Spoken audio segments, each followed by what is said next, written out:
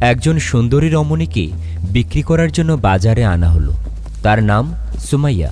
রমণীকে দেখে অনেকেরই পছন্দ হলো, কিন্তু যথাযথ অর্থ দিয়ে কেনার সামর্থ্য সকলের নেই। মক্কার বনি মাকজুম গোত্রের সর্দার আবু হুজাইফা তাকে দেখে পছন্দ করে এবং বিক্রেতাকে নির্ধারিত মূল্য দিয়ে সুমাইয়াকে ক্রয় করে। অতঃপর তাকে নিয়ে আবু হুজাইফা বাড়িতে আসলেন, আর তখন থেকেই শুরু হলো সেই সুন্দরী রমণী সুমাইয়ার দাসত্ব জীবন। সুমাইয়া তার মনিবের বাড়ির অভ্যন্তরীণ এবং বাহ্যিক কাজকর্ম নিয়মিত করতেন, কিন্তু তার কাজকর্মে সামান্য ত্রুটি হলে তাকে ভয়াবহ শাস্তি পেতে হতো। এমনকি সামান্য ভুলের জন্য চাবুক দিয়ে তাকে মারা হতো।